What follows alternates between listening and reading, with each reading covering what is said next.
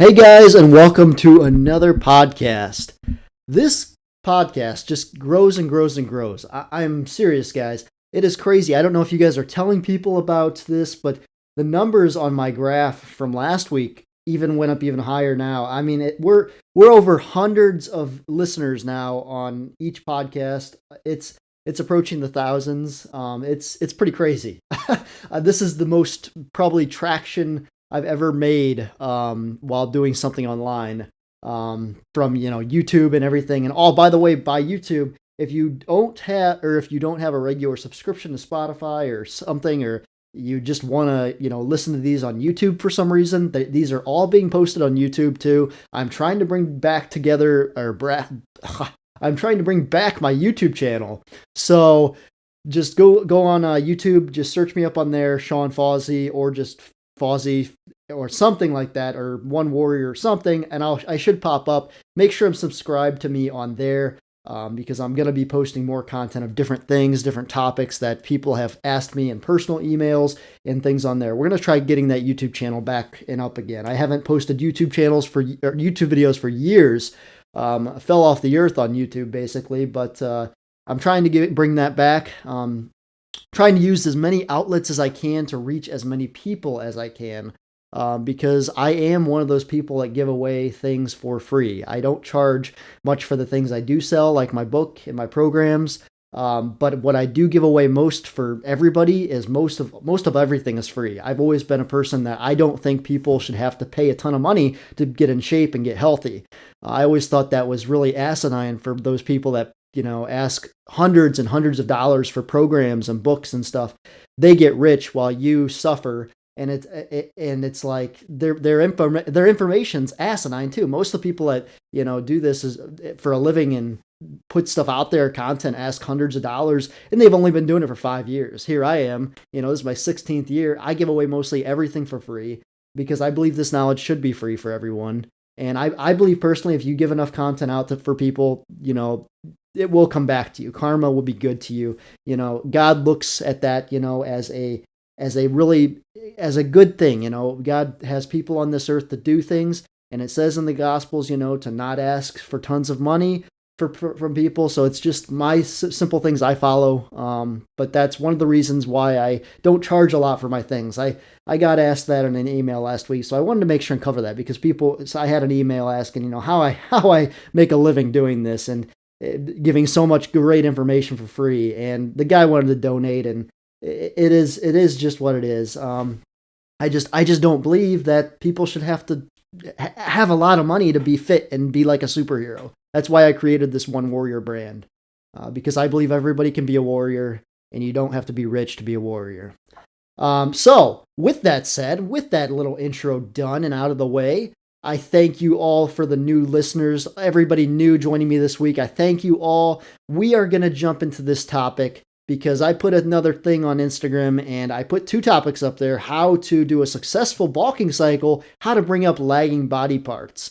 And the one that won, like by a long shot, was bulking. The numbers were 43 to 22. Bulking won.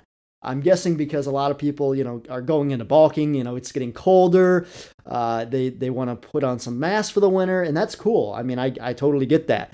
So that's what we're going to do this week. We're going to talk about bulking. Next week we'll do the other one, how to bring up a lagging body part.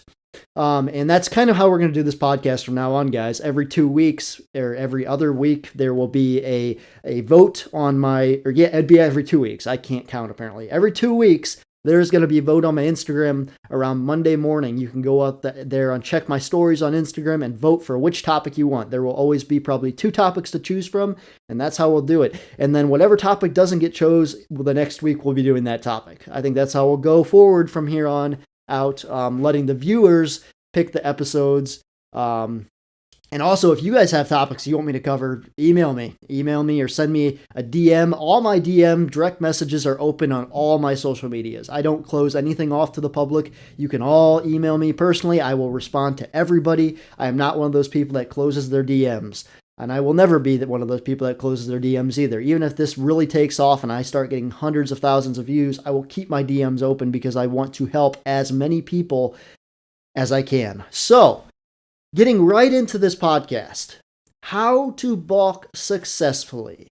That is a very interesting question to begin with, because bulking can become a nightmare right off the bat if you fall into different patterns of, binge eating or things like that. What is bulking? So bulking is trying to put on as much muscle with the least amount of fat as possible during a time. So I don't know why, but bodybuilding has turned into this thing over the years as body cutting. What do I mean by that? Bodybuilding back in the golden ages, the 80s and 90s, bodybuilders were always in calorie surpluses. They didn't care about being crazy lean. Even going into contests, they got lean, they looked fantastic, but they're nowhere near as lean as the people nowadays that get on stage. Back then, Arnold would get on stage around 6% and look fantastic. But nowadays, you have bodybuilders getting down to 3% and maybe even 2% and just looking just unhealthy, in my opinion. The bodybuilders nowadays, they're so small compared to what they used to be. It's so true, too. I mean, look back at the golden ages of bodybuilding. Arnold and Frank Zane. I mean, Frank Zane never was a big guy. He was a smaller dude. Didn't like to bulk very often. Tom Platz, though, Dave Draper, all these legends, they body built. We live in a mentality nowadays where people are afraid to body build and they're always body cutting, meaning that they're always in a deficit. They're always trying to stay super lean. If you're over your 30s or 30 or over, I understand that. I'm in that place too myself. I don't really see a need to be, bigger. I'm happy being around 165. I personally just want to help as many people now. I mean, if I can put on a little mass here and there, sure, fine. But that's not my goal anymore. My goal is, just kind of helping people. So yeah, I am not the biggest dude. I'm pretty shredded. I don't go on crazy bulks anymore. But in my younger days, I did. And I wish I would have gone harder too when I was younger, because I didn't realize it till later on in my life how much potential you have in your youth to body build. And that is what you need to spend your time on, is body building, especially in your youth.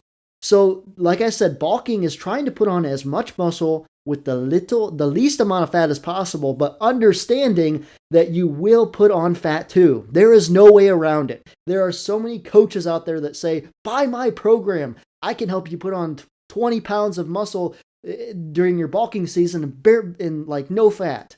That is bullshit. That is absolute bullshit. And I see it so often on medias. People promoting their stuff and saying how this program will just get you so many more pounds of muscle on and just a little, like barely any fat. That's a normal marketing scheme in the fitness industry. Anytime you see that, beware, because it's not true. Anytime you are in a surplus, your body will put on muscle and fat.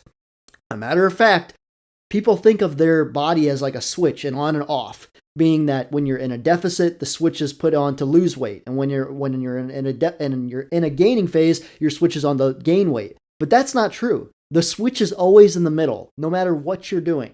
No matter what you're doing, you're always gaining some weight and losing some weight, meaning that when you're in a surplus, you will be putting on some fat. That's just going to happen. There's no way around it. There are ways to minimize fat gain, but you will put on fat. You will see the fat if you do a bulk correctly. Trust me, go read Arnold's Encyclopedia of Bodybuilding. I've read that book twice in my life. And he goes into real depth the psychology of bulking. He talks about, when he was putting on mass, he just let go of that vision of letting go of the abs and stuff, and he was just trying to build a house. He was trying to build a base, and he got really big and he looked fantastic. But he didn't have, ab definition when he was his biggest. He knew there was a time and place for that later on. He knew he had to focus on the size first and allow, a little bit of fat gain, because that's going to happen. It's just going to happen. So, what is not bulking? We talked about what is bulking. Bulking is trying to put on as much muscle as possible, little amount of fat. What is not bulking?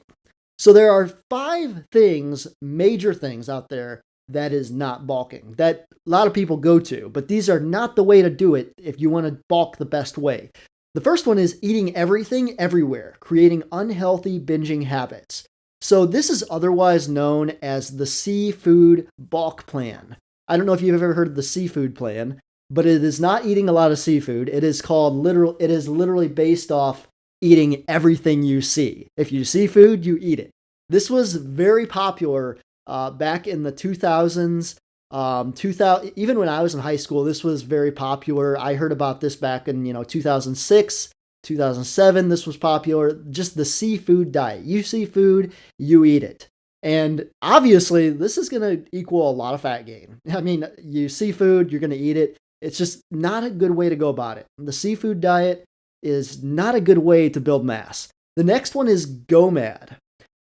Gallon of milk a day. So right off the bat, this is not terrible, but it's not great either.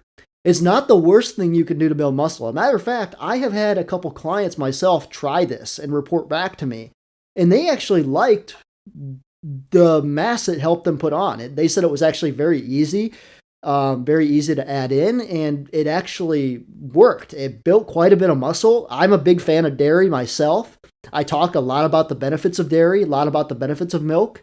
I've even switched my, I don't do a after workout protein shake anymore. I save money by just doing a big glass of milk nowadays. So I am all for milk. I am huge for that. But here's what you have to remember, and I learned this early on in my days.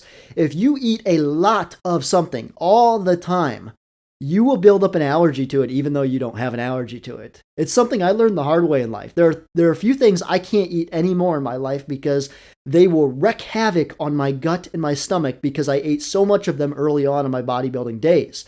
Some of those things are peanut butter. I can't eat peanut butter anymore. Avocado messes my gut up. Sweet potatoes, they mess my gut up. And I used to eat these things in abundance in bodybuilding. So that is something you have to remember. The only things that do not cause allergies, no matter how much you eat of them, are white potatoes, white starches, white rice. They will never. That's one of the reasons why I recommend white products for people anytime in bodybuilding. White rice, don't do brown rice because you can build up an allergy to it. White rice, white potatoes, contrary to popular belief, a lot of people think those things are worse.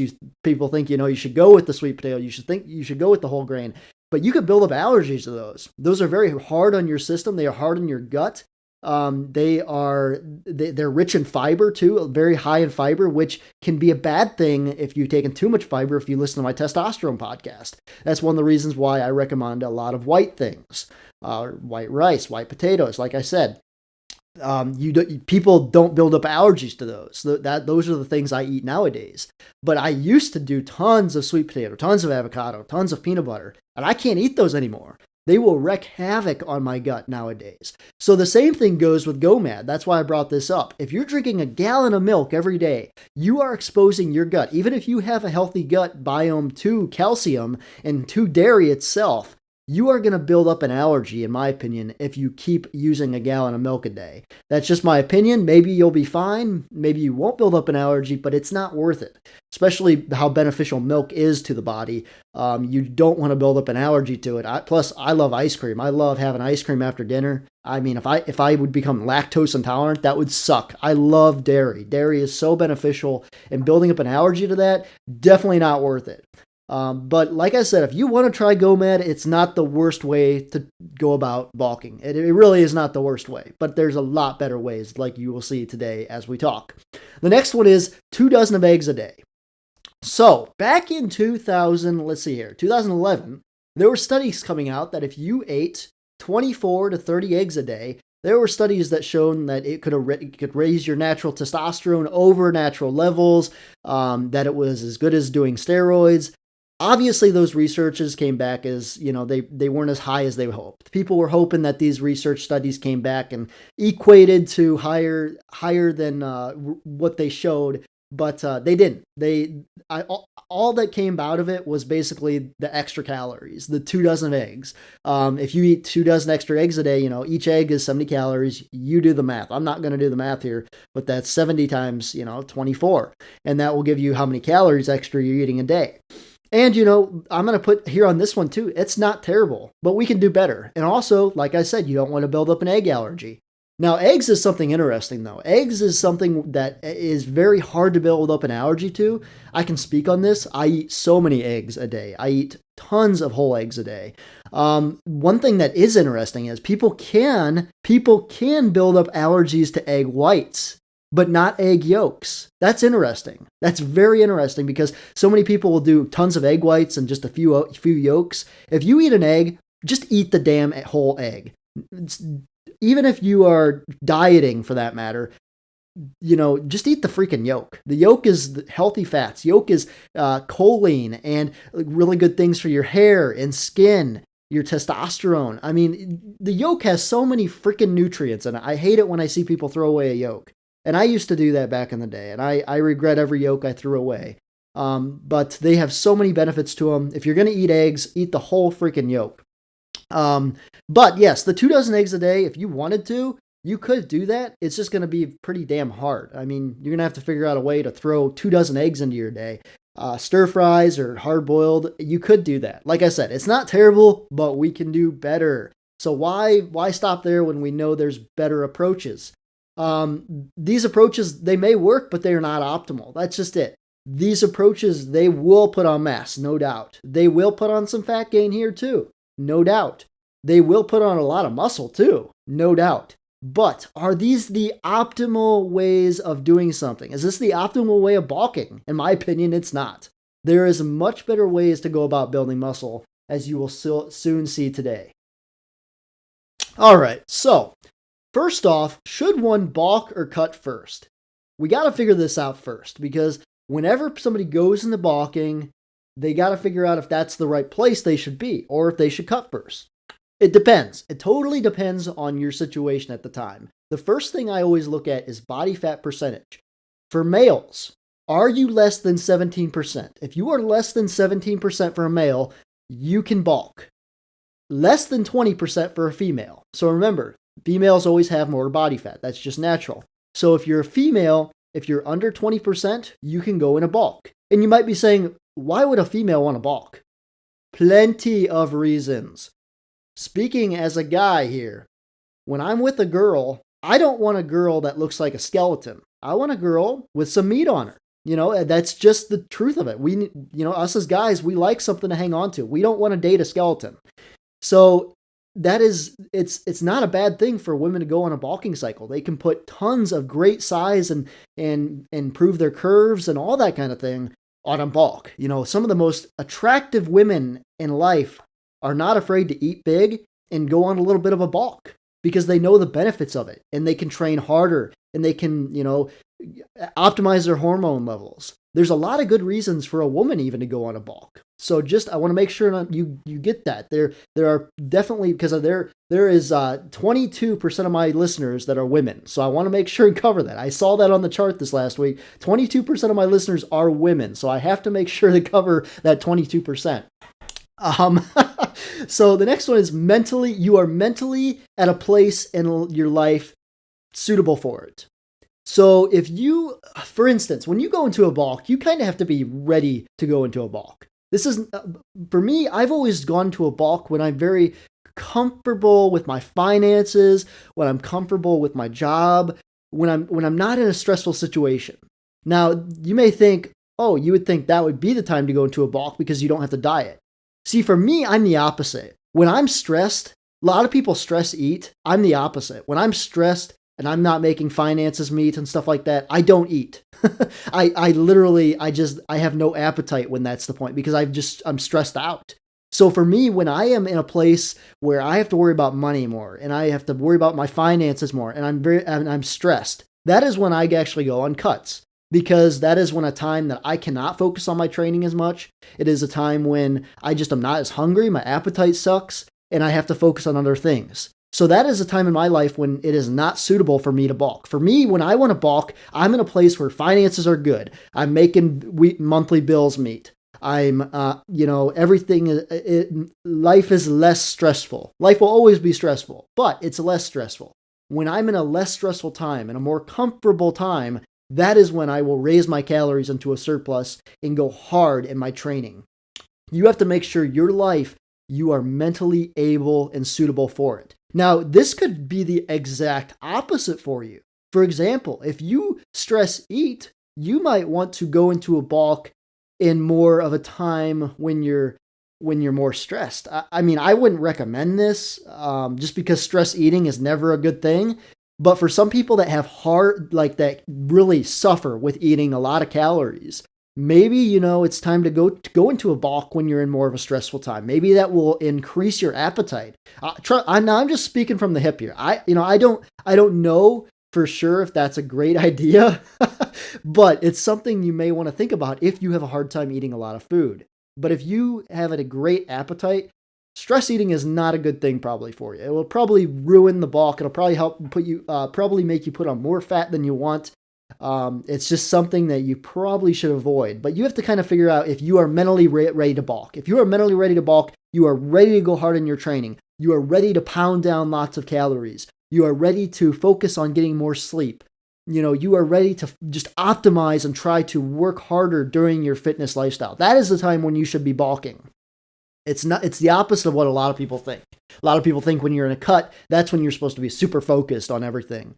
Cutting is easy. You just eat less food. That's all it is. When you want to get lean, you just eat less food. You keep your training the same, and you'll lose weight and get lean. It's that easy getting lean. And I'm going to do a whole nother podcast later on for getting lean. But people think that getting lean is hard, and it's really not. You just eat less food and keep everything else the same. But bulking is very difficult, and you got to be mentally ready to accept what you're getting yourself into.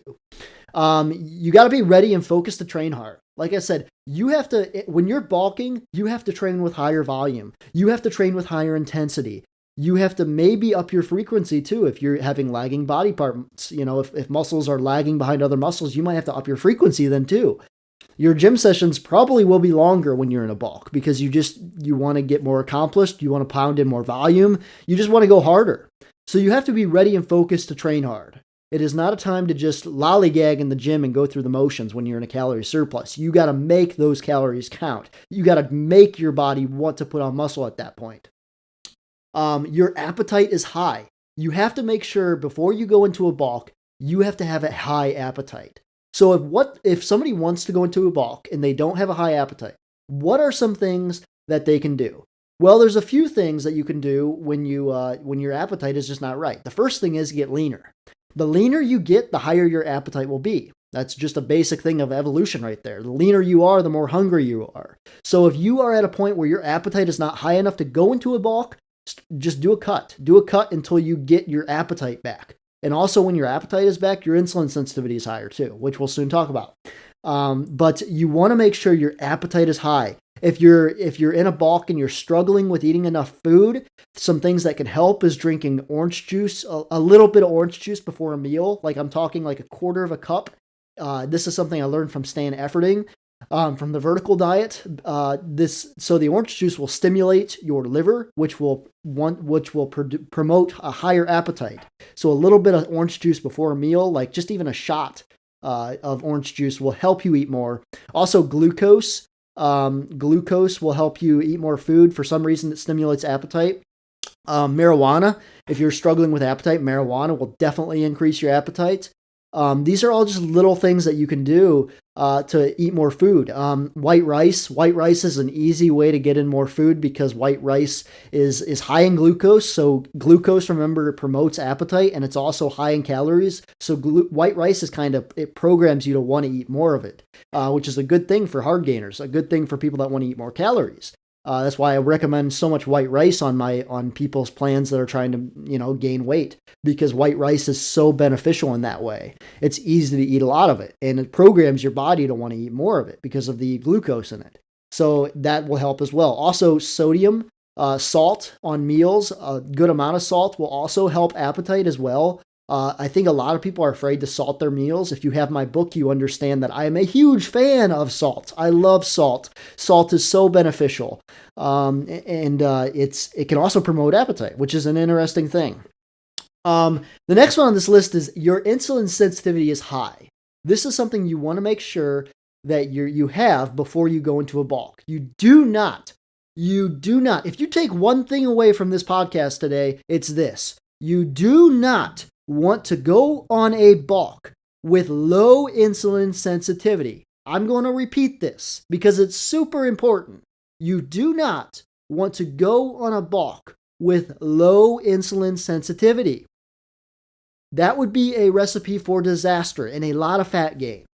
So your insulin sensitivity is what allows food to go to glucose and glucose to go to glycogen and be stored in the muscle. When you are super lean, you have high insulin sensitivity, meaning you can eat anything and all that food when you're lean will basically go right to your muscle with muscle glycogen because you're like a sponge. If you listen to last week's podcast, you understand this analogy. You drop a dry sponge in a wet bowl, it's going to soak up all that water. But what happens when you drop a soaked sponge in a watery bowl? It's going to overflow. It's already flooded.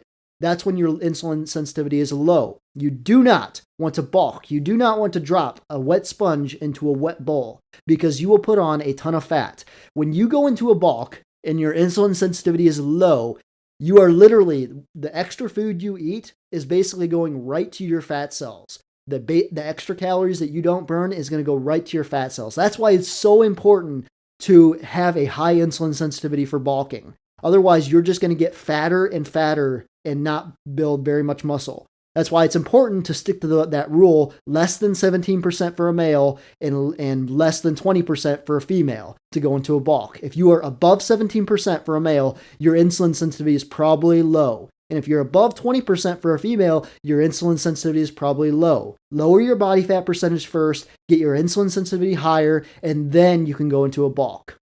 That is something I really wanted to make sure you understand because that is one of the reasons people screw up bulks so much and get so freaking fat when they bulk. It's because their insulin sensitivity is already freaking screwed up before going into a bulk.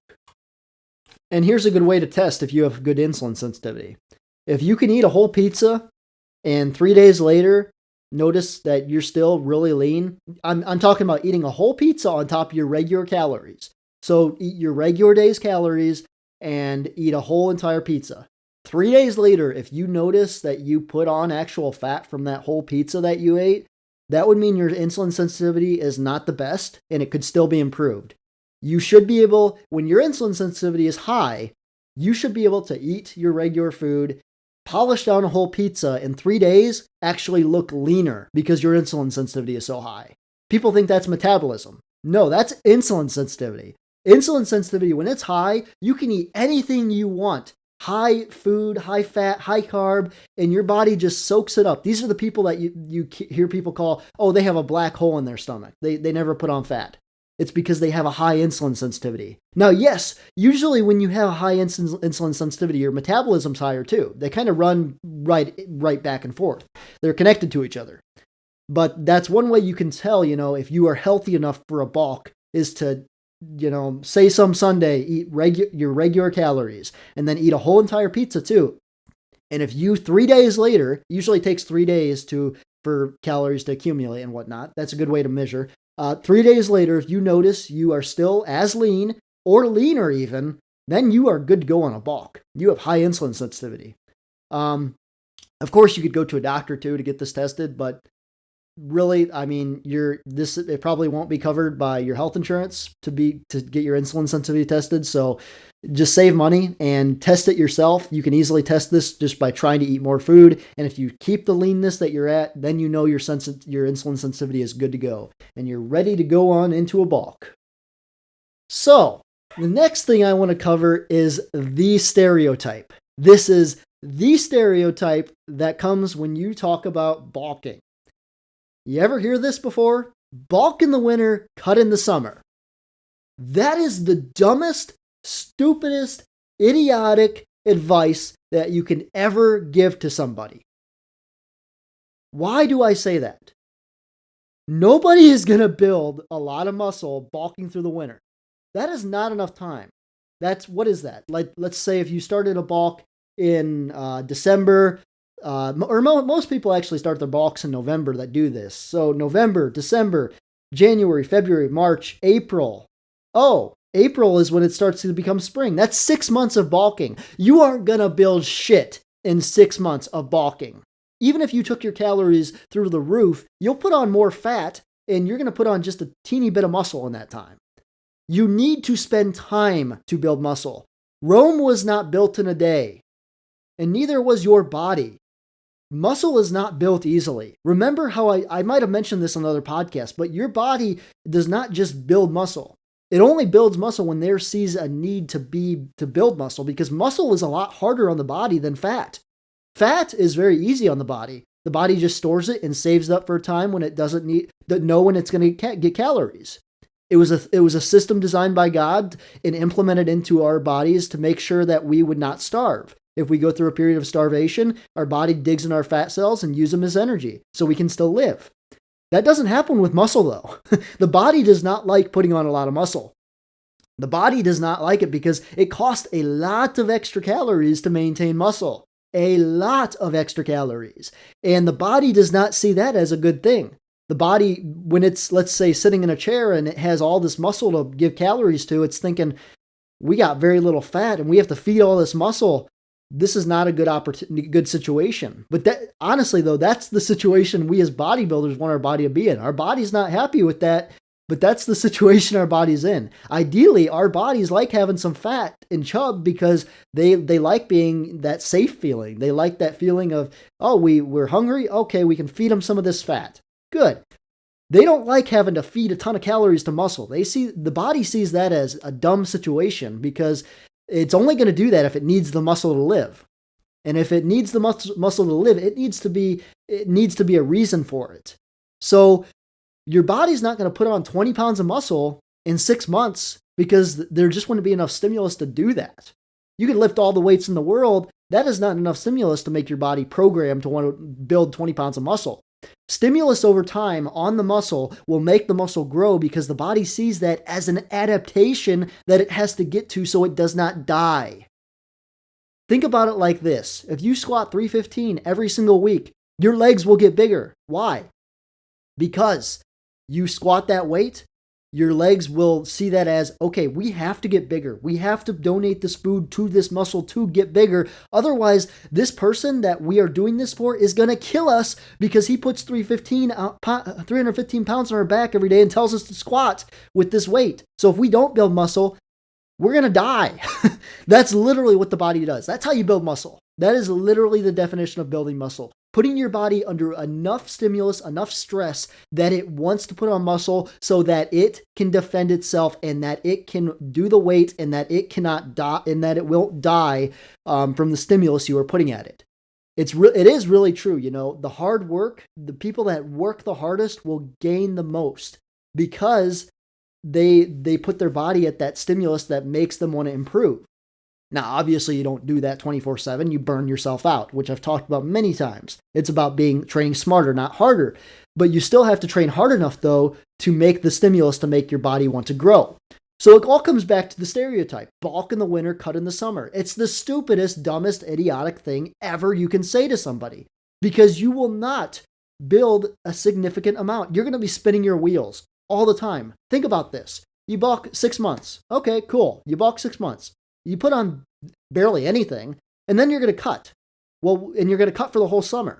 So you're going to cut April, May, June, July, August, September, maybe even October. You're going to cut for 7 months. You're going to cut for the 7 months to be lean for the summer. Did you know you only need 4 weeks to get lean? 4 to 10 weeks is really all you need to lose and get super lean. So think about this. If you cut for those summer months, you are going to be digging yourself back and getting and losing muscle, because if you stay in a cut long enough, you lose muscle.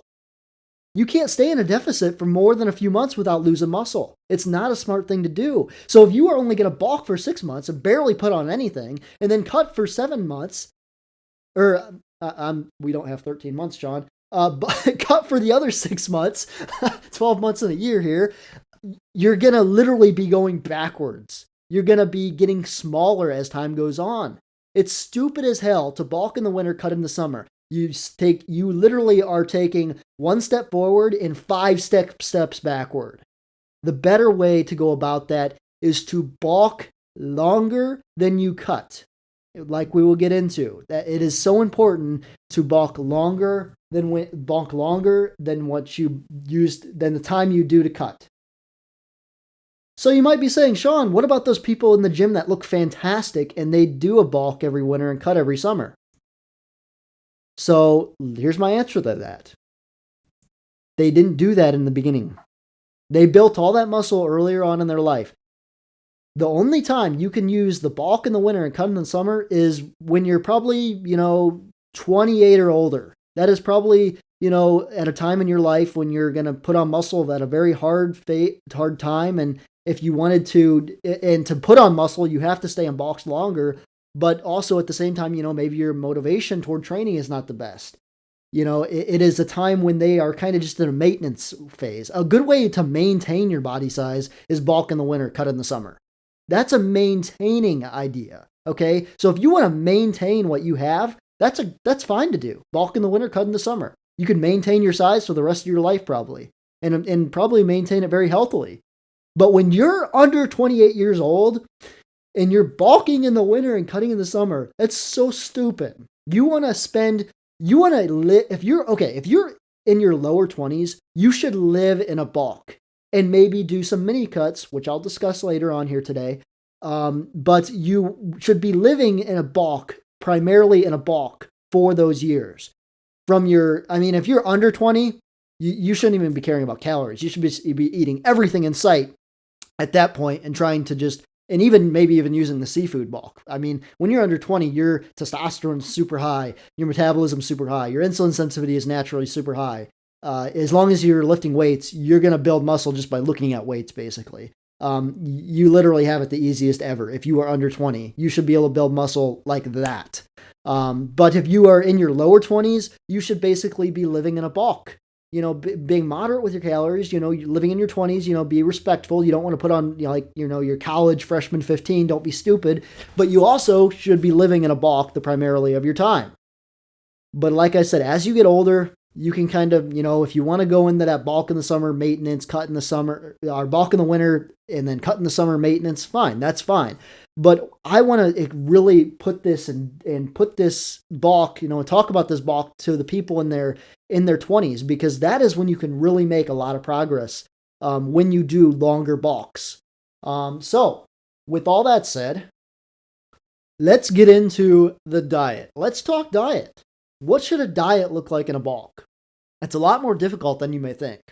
So the first thing is moderate protein, moderate to high carbs, and moderate high fats. Notice how none of those is high.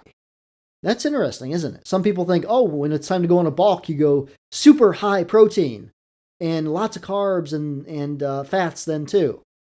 The best approach to go on a bulk that I have found in my life, that I have found with clients, is to go moderate protein, moderate high carbs, and moderate high fats.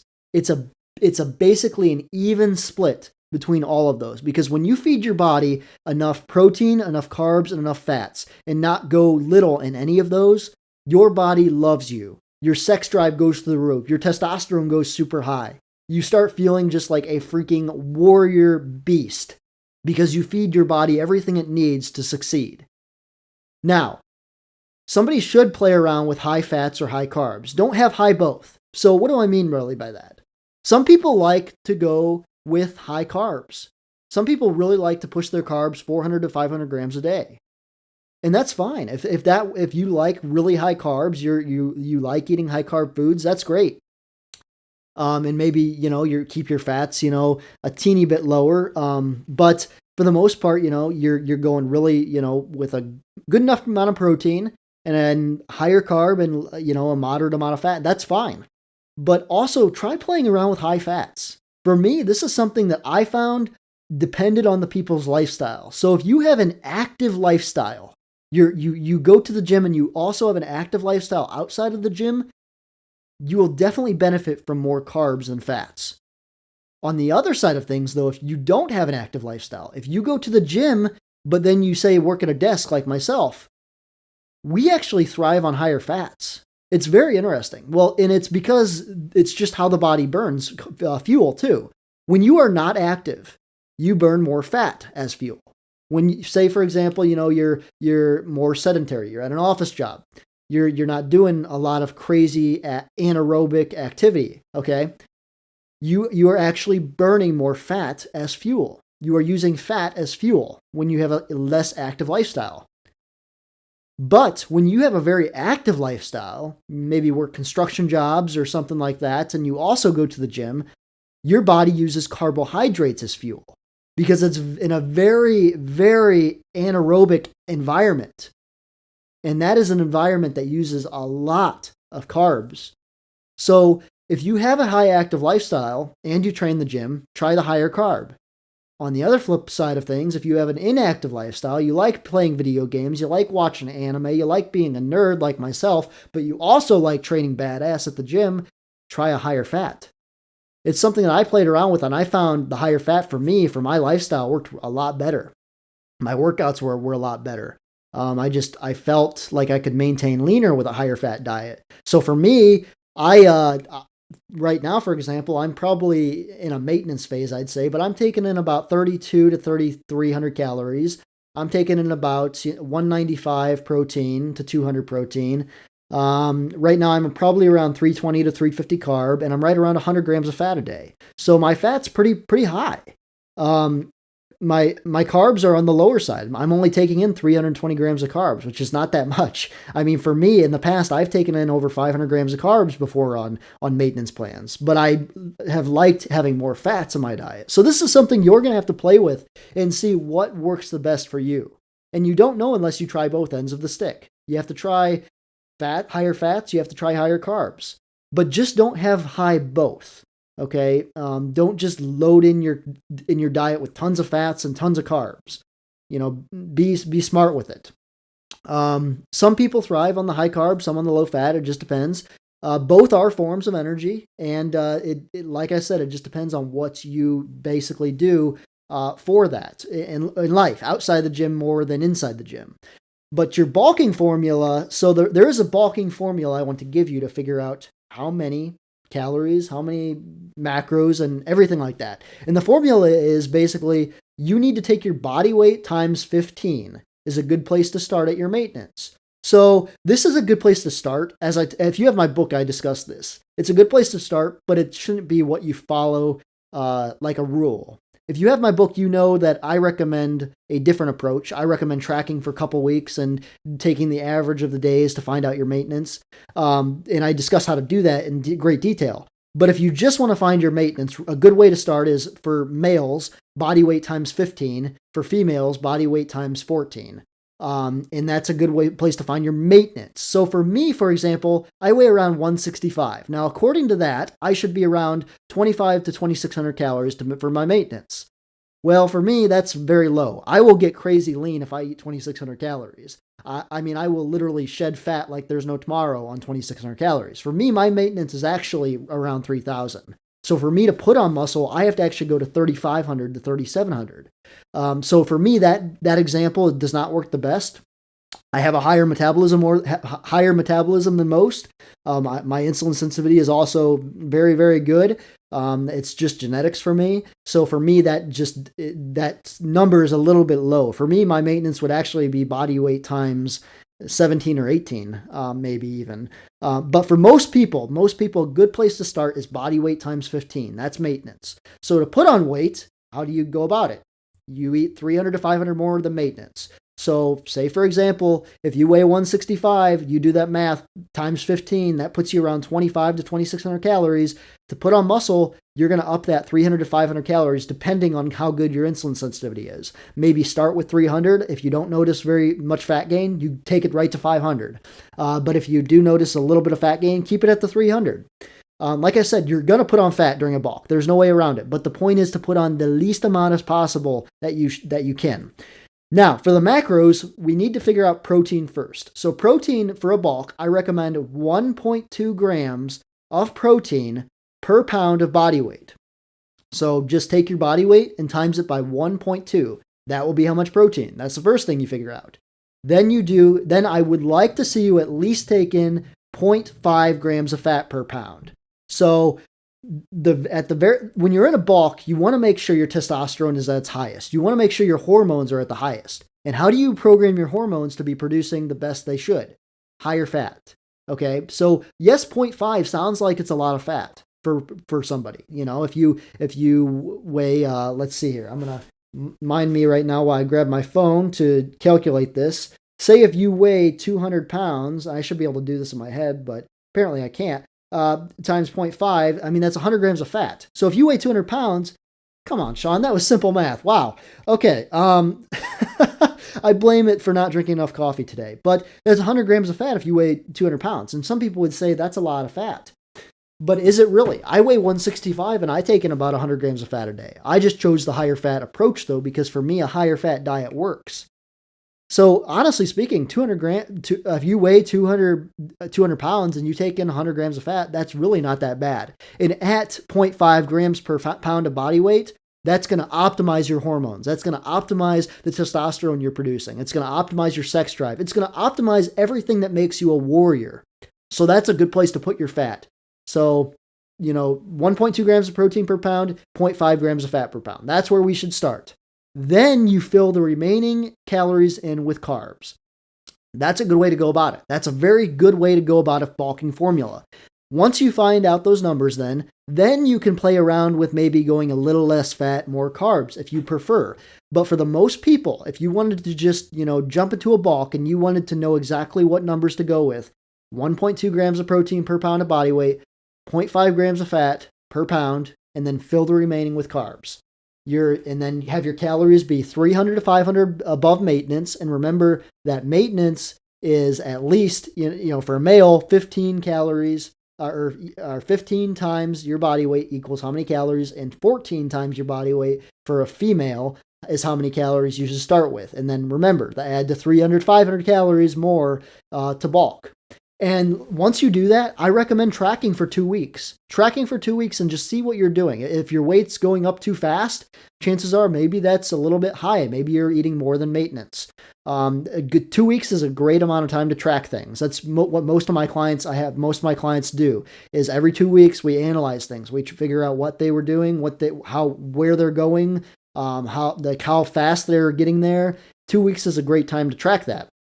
And also when you're doing that, you have to be honest when you're tracking for 2 weeks. If you're trying to figure out your maintenance, you have to be real honest. If you have my book, I talk about the importance of that because there's so many people that will say, I'm eating 2,500 calories, and when they really track and be honest, they're eating only 1,600. I mean, it can be really crazy for a lot of people that don't know how to track calories just by looking at them. They will totally be off just by estimation. So now, since we know the calorie equations for bulking, what about the formula of eating for a bulk? Because we can't just forget about during a bulk, you have to make sure you're feeding yourself, to optimize your training, because the training is going to be one of the most important things to build muscle. So if you're not having a formula for eating, that's something you should think about. If for most people, I tell that you can eat, 1 meal or 5 meals a day. It doesn't matter. But when you're in a bulk, you should try to be optimizing everything you can. Now, good thing for us, Layne Norton, in his protein stimulus research that he did back in college, he proved that you should eat about 4 times a day for the most optimal muscle protein stimulus. And that was literally what showed the best results over time, was eating about 4 times a day, 4 protein feedings a day. Obviously, other macros are in those feedings, but they were calculated as 4 protein feedings a day because the research was based on protein stimulus. So 4 times a day is the optimal amount for trying to build muscle, for being in a bulk, trying to build muscle. If you're trying to bulk and you're only eating 1 or 2 meals a day, it's probably not going to work the best because, for one, you're not going to be getting the calories around the training where you should, and also maybe you just can't eat that much in a meal. So that's just going to depend. You could try eating less meals, but if you're going to bulk and do a bulk properly, you should probably do 4 times a day feedings. Having most of your carbs around training is a great idea. That's a good way to go about it, especially if you don't have an active lifestyle. Having just most of your carbs around training. An example would be, morning, have a breakfast around 45% protein, 35% carb, and 20% fat. Maybe lunch then would be a 40-40-20. So 40% protein, 40% carb, 20% fat. Then you train. Then post-workout, you would do maybe 30% protein, 50% carb, because remember, you want a higher carb meal after you train, and then 20% fat. And then for dinner, you would have a 40, 40, 20 again, 40% protein, 40% carb, and 20% fat. That's just a way you could try it and see if it works. That's a really good way to go about it. You'd get 4 protein feedings in every day then, and you'd get your most of your carbs in around your training. It'd be a very good way to go about it. So that's really all there is to formula. That's the only formula you really need to have. 4 times a day feedings, and make sure, a good amount of that food is by your training so you can optimize your training. Do not train in a fasted state when you're trying to build muscle. That is a recipe for disaster, and you're going to spin your wheels. Trust me, I know from previous experience in my life. I spanned my wheels for years thinking that I could build a ton of muscle training in a fasted state. It's stupid. I was stupid. Don't do it. All right, so with food out of the way, let's move on to training. Let's talk all about training. How should one train in a bulk? First thing you should know is training in a bulk, you should be training 4 to 5 days a week. The more rest time when you're in a bulk is the better. Because remember, you grow when you're not in the gym. Many people think you grow in the gym just because you get pumped up. No, your muscle actually recovers out of the gym. You break down muscle tissue in the gym and you recover out of the gym. Harder training sessions then will equal growth. More rest time, harder training sessions equal growth. That's the recipe you need to follow. More rest time, harder training sessions equal growth. Stimulate in the gym and you will grow out of the gym. Each body part, when you're in a bulk, should be trained 2 times a week. Your frequency should be set about 2 times a week, maybe 3 times a week for other smaller muscles like side delts and arms you could do. I've had great success with that in the past. A great split to follow would be Monday upper, Tuesday lower, or Monday upper body, Tuesday lower body, Thursday shoulders, arms, and abs. I can't even. Okay, Monday upper body, Tuesday lower body, Wednesday shoulders, arms, and abs, Thursday lower body again, and then Friday chest, back, and abs. So everything is getting worked twice there. Now, something that I found really beneficial when I used to bulk, do long bulking cycles and whatnot, is I would use Layne Norton's Power Hypertrophy Adaptation Training Approach. That is PHAT. Layne Norton created this. This is not my creation. He created this, but it is something I have benefited greatly from knowing for bulking phases. And all that is it's creating a program around power training, hypertrophy training, and then adapting to that stimulus over time.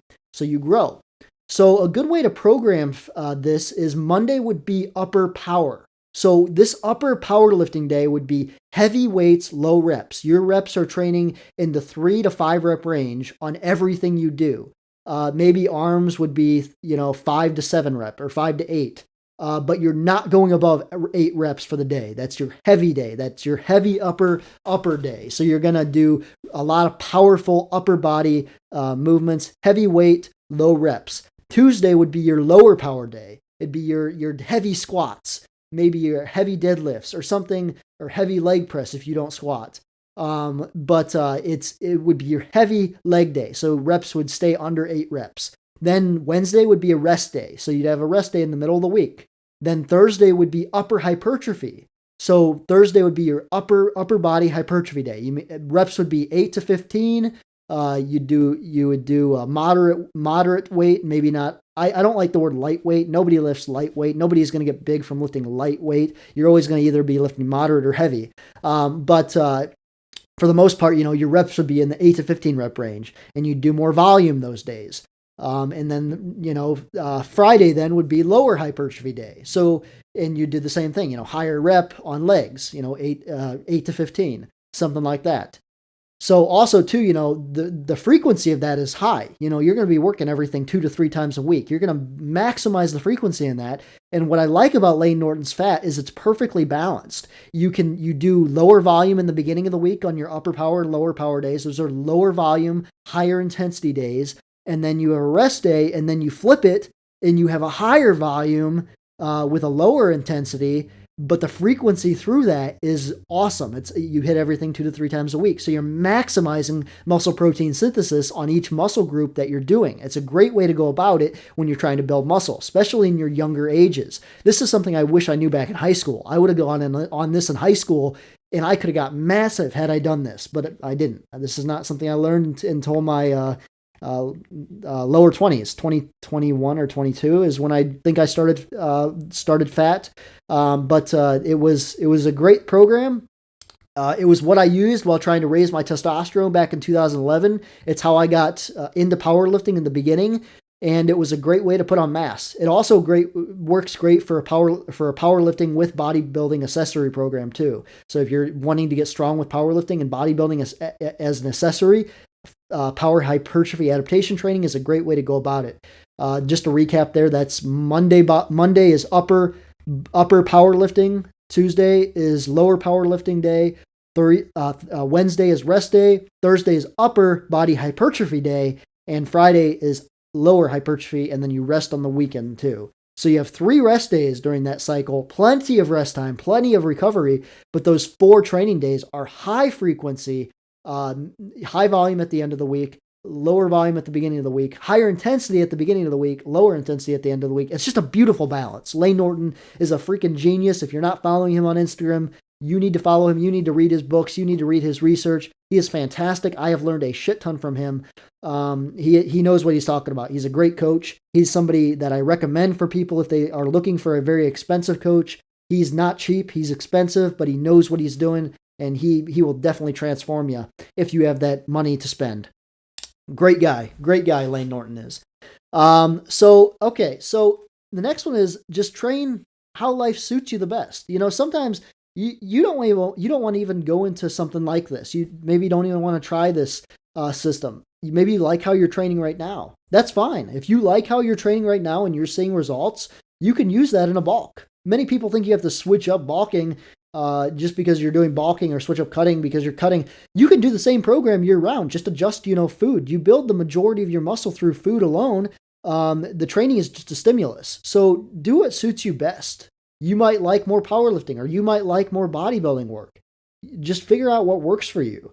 Bulking cycles need to be a good recipe to follow. And remember, is bulking cycles need to be high volume, a moderate intensity, and a moderate frequency. That's a good way to program a bulking cycle. It needs to be that high volume. You're crushing the weights. You're doing just a lot of volume. And remember, volume is reps times sets times weight lifted.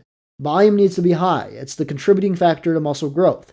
And moderate intensity. You can't be going high intensity, because high intensity would be killing yourself, maxing out every day, going, lifting your max weight on everything every day, training too much in the 1 to 3 rep range. You're going to wear yourself out. Your adrenal system is going to be burnt out. It's not the best way to go about it trying to build mass.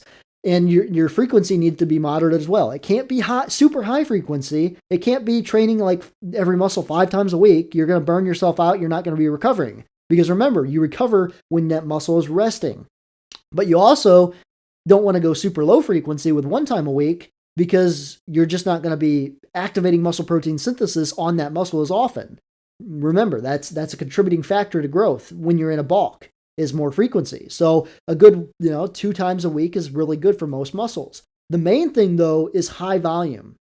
Make the muscle grow. Command the muscle to grow. And make it want to grow so it doesn't die. Make the body program the body to think that it needs that muscle. That's why high volume is so beneficial. Don't be afraid of using different rep ranges. Use all rep ranges. Use 1 to 5 reps. Use 5 to 10 reps. Use 10 to 20 even occasionally. There are some days when you might want to go 10 to 20 reps even. When you're in a bulk, you have extra energy. You can have some fun. You can make your training very, very brutal. Have some fun with it. Mix it up. Don't just stick in 1 rep range. If you feel really good for the day, go heavy. If you don't feel so good for the day, maybe you want to go a moderate weight and moderate intensity. Just adjust it based on the day. Take rest days, at least 2 every week. You need to take at least 2 every week. No more training 6 days a week if you are trying to build muscle. Stay at least with 2 rest days, but mess around with 3. You might be amazed with how much more mass you can build with 3 rest days. Just try it. Worst that can happen is you want to just up your training then. And like I've talked about in another podcast, take those rest days to find other hobbies in life. There's more to life than just the gym. And then, train the time of day that you have the highest strength potential. But when I talked to my testosterone podcast, I said, how testosterone was highest in the morning. But that does not mean you should lift in the morning. For a lot of people, for men especially, it's interesting. I did a little reading on this in college, and I did a little mini research paper on this in college. But I found for men were strongest in the evening, while women were actually strongest in the morning. Really interesting. I wonder why that is from an evolution standpoint. I wonder why women are stronger in the morning than the evening, but men are stronger in the evening than the morning. That's very interesting. Just something to think about. But yeah, try it. I mean, and that's not saying if you're a man, you can't train in the morning. I'm just saying, what I found in a little bit of research that I did. But you can do what you want. Do what you want. Just train at the time that you have the highest strength potential and your energy is at the highest. That is when you really want to put your training cycle programmed in there so you can make the most amount of progress as possible. All right. So now with training out of the way, and if you have any questions on training, just DM me on Instagram and we can talk and I can help you out. But we're going to move into the bulking lifestyle because there's more to being in a bulk than just bulking in the gym and eating a lot of food. There's actually the mentality of living in a bulk because your life kind of has to change when you're trying to build muscle. The first thing is psychology is everything. Psychology is everything in a bulk because you're going to see yourself and you're going to feel like you're getting smaller in a bulk. Why do I say that? Because you might be getting bigger, but you're going to feel smaller because you're going to be less vascular in a bulk. You're going to have less cuts in your muscle. Your definition's going to fall by the wayside a little bit because you're going to be in a calorie surplus and you're going to be putting on weight. And for the optical illusion, you're going to look smaller in a bulk. If you want to look ridiculously huge, get super small and lean and take pictures. You will look huge even though you're small. Trust me, I'm a small guy. I'm a ripped dude and I know that. But if you're in a bulk, you're going to notice even though you are bigger, the scale says you are bigger, you will feel smaller psychologically just because you have lost vascularity, you've lost a little definition in your muscle, you've lost some ab definition. You're going to psychologically start to feel like you don't even lift anymore. You need to correct your mindset though. That is not true what's happening. What's happening underneath the fluff that you may be putting on is a lot of interesting things. Your body is in an optimal state. Your body, for one time, is thinking, we're not starving here. We can build muscle. We can raise testosterone. We can put more energy to the sex organs, raise the sex drive. The body is in a very healthy state when it's in a surplus. And it may think, and you may look in the mirror and be like, oh, I'm getting fat. I'm getting out of shape. But that's not what's happening underneath. Underneath, what's happening is your body is turning into a freaking warrior. Your adrenal glands are getting refreshed because you're feeding it enough. You're recovering enough between workouts. Your joints are getting stronger. A lot of people don't talk about joint tissue and joint health, but when you are in a calorie surplus for a good amount of time, your joint health even goes up. You're protecting your joints by being in a surplus. A lot of great things are happening, but in your mind, your brain is going to say, I need to eat less. I need to get cut. I need to get lean. But your body is thanking you. Your body is like, this is awesome. You are doing everything we need to build, to grow, to improve. And that is a good thing. Do not let your psychology harm your bulk. And it's going to try to. I guarantee it. I guarantee your psychology will say, start cutting. Don't listen to it. Stay the course and stay in a bulk. You got to embrace the fluff. Embrace the fluff. One of the coolest things I see people do, or some people do that are overweight, is they embrace the fact that they're overweight. They don't care. They just own it. One of the reasons I think Thor was so cool in Endgame when he was fat is he just owned it. He didn't care that he was fat. He just owned it. He was drinking beer, eating pizzas, playing video games. He wasn't complaining that he was fat. And then at the end of the movie, he kicked Thanos' ass, and he was still pretty fat at the end of the movie. He just owned it though. He embraced the flub. He embraced the chub, and that is something that you need to do. I'm not saying get as fat as Thor was in the movie. That's not what I'm saying at all. I'm just saying embrace the fact that you may be putting on a little bit of extra weight. Embrace that and just be proud of the fact that you were able to overcome your psychology of wanting to be leaner and you're trying to build muscle and you don't give a shit. You've got some fat. You've got some chub. Oh well, own it. Just own up. Just own it. Just be a beast. The next thing is, you have your whole life to get lean. Remember this. It is super simple to get lean. You just eat less food for a couple months and you're going to get leaner. That's all there is to it. Over time, eating less food. Getting lean is the easiest thing ever. That's why I tell these young folk in the gym, get big, build muscle. Don't give a shit about being super lean because you have all your life to be lean. And being lean is super simple. Building muscle, though, is hard. And when you're young, it's easier to build muscle because your testosterone is higher. Your insulin sensitivity is higher. Your metabolism is naturally higher. Make use of those young years. If there's people that know me at my local Y, it's something that I say all the time is enjoy your youth. Enjoy your youth because when you're young, you can get away with all kinds of stuff. Enjoy the youth. Take 10-minute walks after meals. So even though we're in a bulk, we want to stay healthy. And if you have my book or if you have Stan Efferding's book, The Vertical Diet, you know the benefits of taking a 10-minute walk after every meal you eat. By taking a 10-minute walk, you are lowering your blood sugar, you are helping your body digest that food easier, and it's just a healthy thing to do to walk after a meal.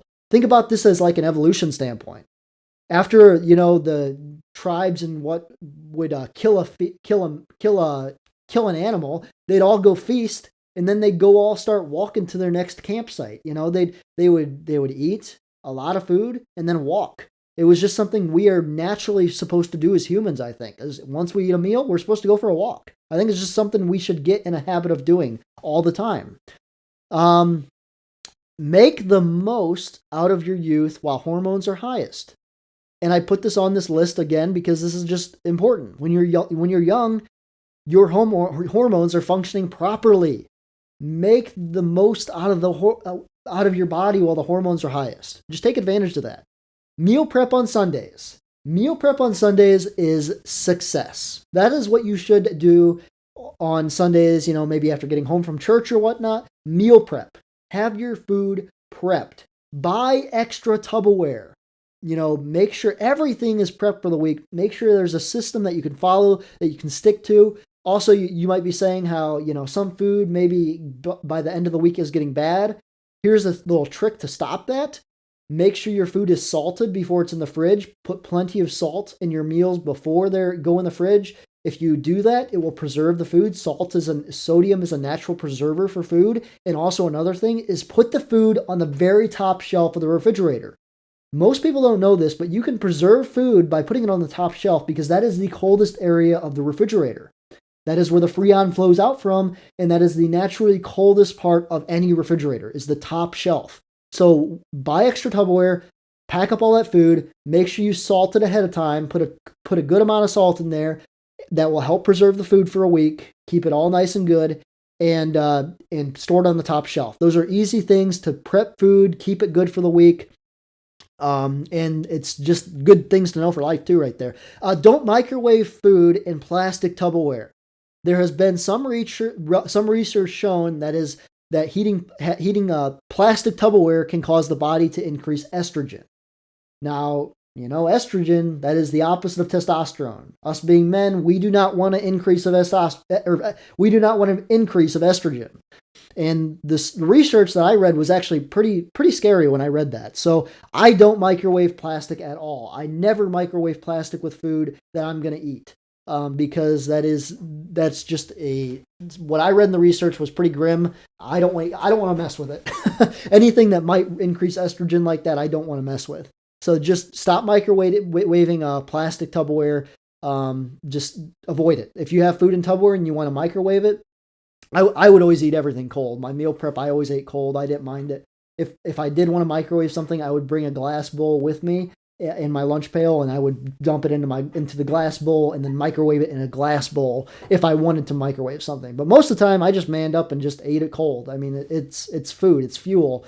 It doesn't need to taste fantastic. It needs to fuel your body for your sessions and for your recovery. Too many people think everything you eat has to be delicious. That's not the truth of all. That's not the truth at all. That does not mean you can't enjoy your food. You can enjoy your food. But just don't think that everything has to be freaking delicious under the sun. Let's see here. So, stop using, oh, yeah, okay, yeah. Stop using lavender anything. So, a study came out 2 years ago, and it was very, very grim, the research that showed on this. Anything lavender will make, it will have a, will, if I can speak, anything lavender, the smell of lavender will help your body produce more estrogen. And that's not what we want as men. The same thing as microwaving plastic Tupperware. They showed lavender anything. Men that used lavender essential oils or lavender dryer sheets. I specified this on here because a lot of people use lavender dryer sheets. Stop using lavender dryer sheets. Think about it. You wash your sheets in lavender and then you sleep in them when you're trying to produce testosterone when you sleep. It's ass backwards. Do not stop, and just stop using dryer sheets altogether. Because I stopped using dryer sheets altogether just because I didn't want to risk it. When I read this study, it was pretty horrifying. The fact that the scent of lavender is terrible for a man. For some reason, it makes us produce estrogen. Stay away from lavender at all costs. Like if you see lavender, just run. You might be a warrior on the battlefield, but if you see lavender, run. That's hilarious. But also, soaps. Watch out for soaps that have lavender. Shampoos. Lavender can be in a lot of things. Avoid lavender like it's the devil, because for men it kind of is. It produces estrogen, which we do not want to excess in. A little bit is healthy, yes, but what I read is anything lavender in your life actually helps your body produce more. So just stay away from lavender. That's all I have to say about that. Your sleep when you're bulking should be at least 8 hours a night. Now, yes, I have said you could get away with, 6 to 7 hours. But when you're trying to build as much muscle as possible, you need to be asleep longer. Because the more longer you're asleep, the more quality you will be. And the more quality sleep you'll have, the more REM sleep you'll have. That is rapid eye movement. And the REM sleep is where you build the most muscle. Your recovery is the highest. Cell regeneration is at its highest. All that good stuff comes from REM sleep, and the more REM sleep you can get, the better. And the best way to go about that is just sleep more. So sleeping a good 8 hours a night is what I recommend for when you're in a bulk. The next one is a psychological thing. And I learned this from Jeff Nippard. If you're not following Jeff Nippard, he has a great podcast as well. He has a large following, great YouTube channel. Great Instagram, great everything. He's a great coach too. One I highly recommend. He's part of the whole 3DMJ client base, and that's a whole good client base to be in. But anyway, Jeff Nippard gave me this tip, and it's a very beneficial tip when in a bulk. That is the bear effect. You want to have the bear effect in a bulk. Now, what is the bear effect? It's easy. Let all your hair grow. Let all your hair grow. Chest hair, leg hair.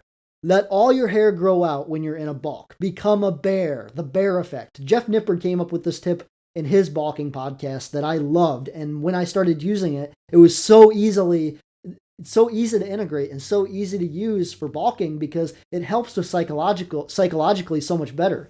In a bulk, let your hair grow out. Not just the hair on your head, but maybe your facial hair. Grow a beard. Grow, let hair grow on your arms and legs and your chest, everything. Become a bear. And why do I say that? Because when you have hair all over, it makes you look just more beastier. It gives you that beastie effect. So psychologically, when you're in a bulk, you're going to feel smaller because, like I said, you're going to feel like you're getting fatter. Your muscle definition is going to go away. But when you grow hair and allow it to grow, you actually look more beastier. And that bear effect will help you psychologically get through the hard phases of a bulk, and it will help you embrace being in a bulk. One of the best things you can do is just let your hair grow. Grow a beard. Let your hair on your head grow. Grow chest hair. Let everything grow. Stop constantly shaving. It's crazy how many young guys I see with like shaven legs and shit at the gym. Like, dude, what? It blows my mind. Let your hair grow. It's just try it. It'll help you get through the effects, the bad psychological effects that'll happen in a bulk. Become a bear. The bear effect. I'm telling you, it'll change your bulking life forever. And then when you get lean, You can shave if you want to, you can shave, you can get yourself nice and clean cut. And when you cut down, you have a nice set of abs, and your definition comes back, and you look fantastic. So think about it like that. Think about it as like cycles. That's just something you could do. Next one is long sleeve shirts, sweatshirts, sweatpants, cover up. When you're in the gym, wear what you want to. You don't have to cover up in the gym if it's hot. My gym keeps the heater on in the winter, which is stupid. I wish they would just lower the heat. I mean, I like lifting in the winter with a sweatshirt on. It's just comfortable. But if you want to wear whatever you want in the gym, that's fine. But when you're out of the gym, you need to cover up. Wear long sleeves out of the house. Wear sweatshirts. Wear baggier clothes, because psychologically it will help you get through the phase of being in a bulk. One of the worst things you can do in a bulk is wear very cut-fitting shirts in a bulk, because you're going to see the extra flub that you may be having, and you're going to get out of the bulk, because psychologically you're going to be like, I'm getting fat. I got to get rid of this fat. Cover up. Wear sweatshirts. There's a reason why when you look at old videos of Arnold and stuff, when they trained in the winter, they were always covered up. They always had sweatshirts on, long pants. They covered up because they knew they were creating something that they didn't want to psychologically ruin themselves for. They wanted to cover up and allow the results in time to come out, but that covering up is a very good way to just keep yourself focused on lifting the weight, focusing through your workouts, training hard, and not losing focus by seeing what you're looking like. Just a very good thing to fall into. Next is stay out of bad lighting or avoid mirrors when naked. I had to laugh when I wrote this one down, because it sounds funny, when you're like getting ready to jump in the shower, you happen to see yourself in the mirror and you get terrified. But just stay out of bad lighting and avoid mirrors when naked. I'm telling you, when you're in a bulk, when you're going to get in the shower and whatnot, don't be going flexing hard to look at yourself, because you're going to notice you're getting fat. Because like I said, anytime you're going to do a bulk successfully, you're going to put on some fat. That's going to be given. There's no way around it. So when you're in that phase in your bulk, psychologically, when you're getting in the shower or something, you may see yourself in the mirror. You might forget the fact that your back has grown like greatly, and you might notice how you've gotten some stomach fat, and you might be like, oh damn, I'm getting fat. Same rules apply here. Just avoid the bad lighting. Avoid mirrors when you're naked. Just avoid them, because the bad lighting too, if you're in a room with bad lighting, you might start to think you're getting out of shape, and you're not. Remember what I said, it's all psychological. Don't let your psychological brain defeat your the physical goals that you are trying to achieve. Understand that you will feel smaller when you are gaining, because it's an optical illusion. When you are leaner, you feel bigger, but you're actually smaller. That's an illusion as well. I kind of covered this already, but this is just something to know. Whenever you put on weight, whenever you're trying to get bigger, you're going to look smaller in the mirror. It's just because your vascularity has died down, your definition has gone away, and you're just going to feel smaller. When you're leaner, you actually feel bigger, but you're actually smaller. It's just an optical illusion. Just something to be aware of, just something to know. And the last part of this is focus on the long-term goal. Focus on what you're long-term trying to achieve, not what you're seeing in the mirror, but what you're trying to achieve in the future. That will help you stay the course. Stick to the plan, and know that in time, you will build a fantastic physique, and you will, once you lean down, you'll be amazed with what you have become. It is really crazy. When I look back at old pictures, from bulking cycles that I went on, it is crazy how much progress I made the next time I cut down. Every time I go into a bulk and then cut down, it's amazing how much more size I put on. Even though I've been doing this for over 16 years now, it's crazy how you can still make progress even with that amount of training years and with no steroids. I know, guys, this is another long podcast, but like I said, I want to make sure you guys know how to do this stuff. I don't just want to rush through things. You can split this podcast into 3 different days if you want. Like if you're at work listening to this, listen to a half hour one day and another half hour another day. I want to make sure and cover everything, because in my 16 years of doing this, I know things, and I want to make sure you guys know them as well. So with that, let's move on to the next thing that I want to cover, and that is the mini cut. In a bulk, mini cuts should be used, but they only should be used after a good amount of time in a bulk. Here's good rules to follow. You might want to write this down. If you are under 25 years old, you should spend 2 years in a bulk before you ever think about cutting. Okay? Under 25, 2 years. If you are over 25 years old, 25 to 30, you should be in a bulk for at least 1.5 years before a cut. 1.5 years, over 25. If you are over 30 years old, you should bulk 6 months to 1 year before a mini cut, before a cut of any type. Over 30, 6 months to 1 year. And if you're over 35, you should bulk 3 to 4 months and then cut 3 to 4 months. After 35, your testosterone is naturally decreasing. That's just part of life. That's just part of, being a human. Your hormones aren't as optimized. You can still make progress, don't get me wrong, but you need to cut your bulking cycles a little bit. You can't bulk for a year straight anymore at that point. You should be bulking maybe 3 to 4 months and then cut 3 to 4 months. And those are just rules to follow. Do they have to be exact? If you're under 25, can you bulk 3 years? Sure. Those are just rules that I found for me and my clients that have worked really good to follow. Again, that's under 25 is 2 years. Over 25 is 1.5 years. Over 30, 6 months to 1 year. And 35 and over, bulk 3 to 4 months, cut 3 to 4 months. As you get older, you will need to mini cut more often because of your hormonal shifts, and your insulin sensitivity naturally gets lower as you age faster. Enjoy your youth. Notice how I said it again. Enjoy your youth. So how do you mini cut? Very simple. Very, very simple. All you do is cut 500 calories for 3 to 4 weeks. That's all. That's it. 500 calories. Keep protein the same and cut calories from carbs and fats. Do an equal cut. Do an equal cut of 500, split it into two, and take away those calories from fats and carbs. That's it. That's all you have to do for 3 to 4 weeks. That's a mini cut. Don't do anything crazy. People tend to do stupid things when switching to a cut, and switching to a mini cut especially. This is what I typically see people do. They will bulk for maybe a year and then do a mini cut. I put mini cut in quotations here because you will soon see why. They decide to do a mini cut. They decide to do 30 minutes of cardio every day. They drop their calories, 600 calories a day, or even more sometimes. They start doing all this extra energy, start doing all this extra workouts. They start, going harder in their workouts when they're in a cut because they want to lose the fat. This is stupid. A mini cut, all a mini cut is programmed to do is raise your insulin sensitivity back up. The reason I gave you those rules to follow, under 25, 2 years of bulking, over 25, 1.5 years, because that's typically how long it takes for your insulin sensitivity to lower. As you're in a bulk for longer periods of time, your insulin sensitivity goes lower. And then when it gets lower, you need to go back into a mini cut so you raise your insulin sensitivity high again, so then you can go back into a bulk and make the most out of those calories. Remember, insulin sensitivity high is a good thing. When it's low is a bad thing. The longer you are in a bulk, the lower it gets.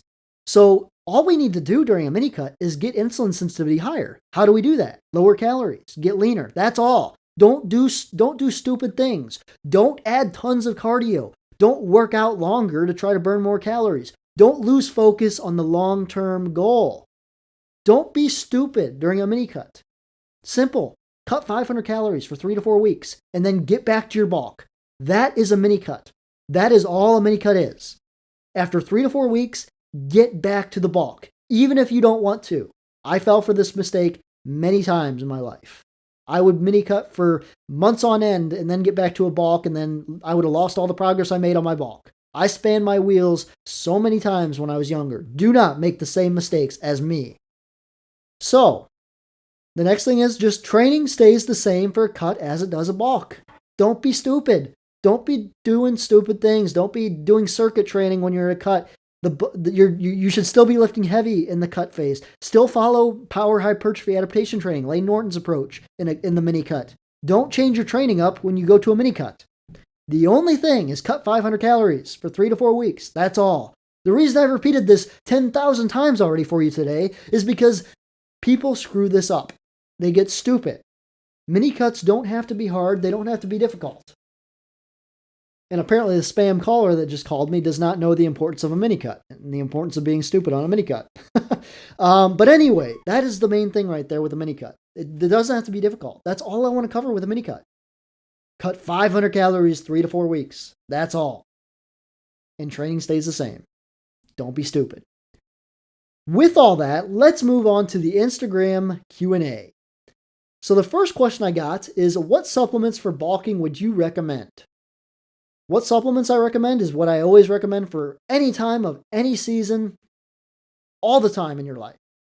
5 grams of creatine a day, 6 grams of citrulline malate on your training days, 3 grams of citrulline malate on your off days. And then your regular vitamins, a multivitamin, fish oil, a B complex, vitamin D3, anywhere from 2,000 to 5,000 IU a day. You don't need special supplements to go on a bulk. I've known so many people that when they go on a bulk, they spend like $100 extra on stupid things like extra, testosterone booster supplements and stuff like that. Don't be stupid. Keep it super simple, guys. We know what works. Creatine works. Citrulline malate works. A little bit of caffeine before you train works. Coffee. You don't be stupid. Sodium. Add sodium to your pre-workout. You don't need all this expensive shit, even for a bulk. Supplements should not be expensive for you. They should be cheap. What do you have to say? Okay, the next question is, what do you have to say about the research that shows once you add fat cells, you can never lose them? Good. Okay, this is good. I'm glad you brought this up. Because you need to understand that even though this is true too, by the way, once you do add new fat cells, you can never lose them again in your life. They're there with you till the end of days. But here's what people often forget to mention. You can shrink fat cells. You can shrink fat cells and you can continue to shrink them over and over and over again. Meaning that, yeah, you may add fat cells that you can never lose, but you can always shrink them. You might still have the fat cells, but you can shrink the fat. Think of this. Okay, I want you guys to think of a balloon. Okay, a balloon. And you put air into it. Now, the air in this analogy is going to be fat. When you get fatter, your fat cells are the balloon. Okay, when your body stores fat, it is blowing the balloon up. Okay, that is literally what it means to put on fat. Your fat cells are getting bigger. Everybody has fat cells. Even the leanest people on earth have fat cells. It's natural. Okay, so you may produce more fat cells in your life. That's going to happen. So what? When the air goes out, though, of the balloon, say in a cut, the fat cell shrinks and shrinks and shrinks and shrinks, and it can shrivel up into a little teeny balloon. The same with your fat cells. So what? You may may add more fat cells that may be with you till the end of time. So what? As long as you do mini cuts consistently, follow the rules, 2 years, 1.5 years, follow those rules that I gave you, you won't be producing crazy amounts of fat cells. And the fat that you do put on, you can shrink out of the fat cells later on in your cuts. You can always get leaner. Remember that. You can always get leaner in your life. Just eat less food and you can always get back to being lean again. Don't let that scare you. That research sounds scary to a lot of people. It's not as scary as it sounds, though, once you understand what fat cell actually is. The next one is, I am dealing with an injury at the moment. Should I still bulk? In my opinion, you should not. If you have an injury, I would recommend maybe going to maintenance, maybe even cut, depending on what your body fat percentage is. Get healthy first. Heal the injury first, because when you go into a bulk, you need to be mentally and physically ready to embrace the extra training, the more food, the bulking lifestyle, which can be brutal. It can be a very warrior type of lifestyle trying to put on muscle. And you need to be healthy for that. So I don't really recommend that, being in a bulk while you're having an injury. Okay, the next one is, I've got lower belly fat. Should I cut first, then bulk? I have no idea. What's your body fat percentage? Is your body fat percentage under 17 for a male? If you have lower belly fats, that's fine to bulk. I mean, as long as your body fat percentage is like under 17%, you can still bulk. That's fine. It just depends. If you are you at a phase right now where you can't look at yourself in the mirror without being disgusted? Because then you should cut first.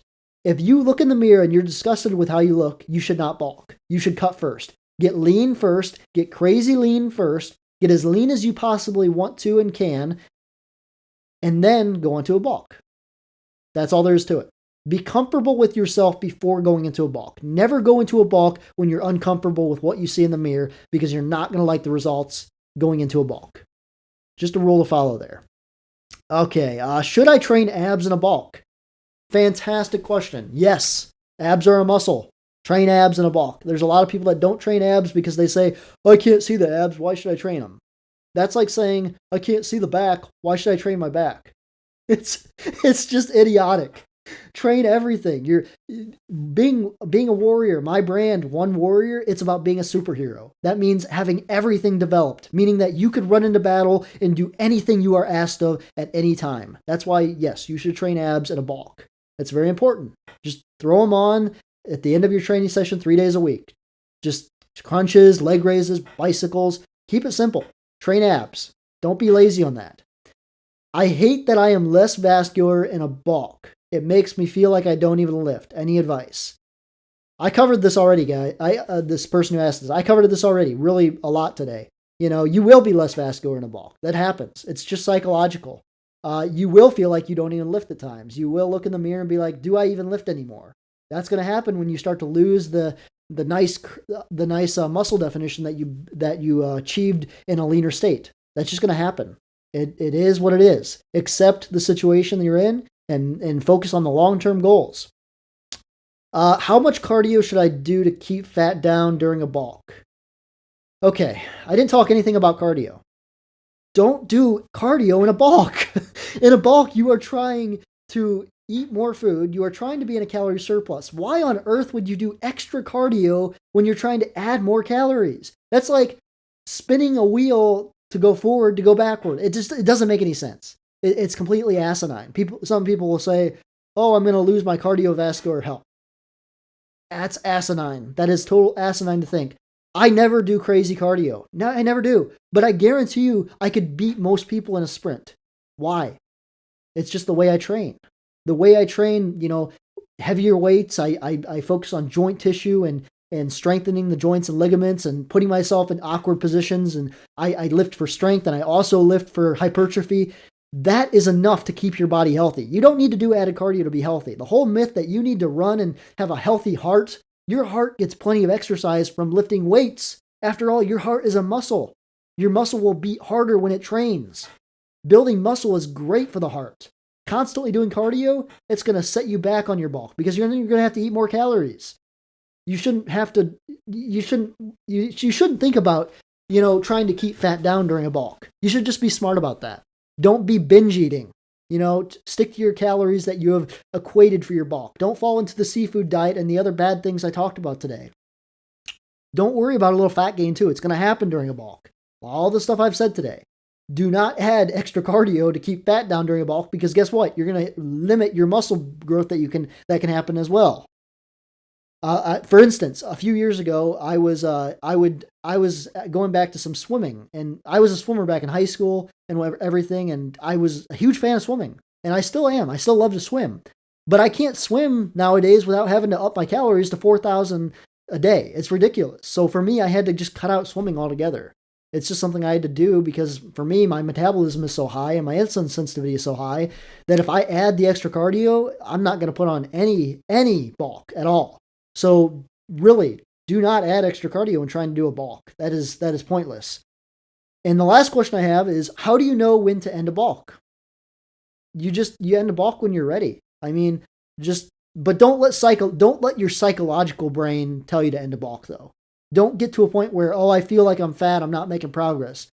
End a bulk when you feel it's time to end a bulk, and then maybe go into maintenance. If you have a vacation or something, you want to lean up for, maybe that's a good time to end a bulk. I don't know. But at least stick to the rules of bulk for 2 years. Under 25, bulk for 2 years. Over 25, bulk for 1.5 years. Over 30, 6 months to a year. And if you're over 35, bulk 3 to 4 months, cut 3 to 4 months. Those are rules to follow. That's how you know when to end a bulk. And that's all the questions I had, guys. So to wrap up this podcast, bulking is more of a mental battle than physical. It's way easier to get lean than to build muscle. You can get lean super easy. Patience is everything when it comes to a bulk, just like everything in life. Rome was not built in a day, and neither was your body. Stick to the plan and allow the plan to play out. It's going to take time. But in the end, if you can stick to it, beat your psychological brain by using the tips I follow, like maybe growing your hair out all over, becoming a bear, covering up, Those things will help you stick to it and stay through it and build the most muscle as possible and make the best out of your bulk. And remember, you have your whole life to get lean. It's not the end of the world if you put on some fat. You can get lean super simple. With all that, guys, these show notes I'm going to actually upload in my Google Drive like the previous couple episodes so you can look back. I have all the formulas in the show notes, how to calculate your calories. All that is out there for free for everyone. Just click download on the link and it's all yours. Thank you guys for all the good questions, all the support you guys have been doing, all the people that have bought my book in the past week. My book sales are going up too. I thank you guys. I do this for a living and I cannot do this without the support of you guys. So I thank you guys 100-fold. If you have any questions, email me at fozzy14@gmail.com or email me or send me a DM on any social media. And we will see you guys next week. God bless and stay strong.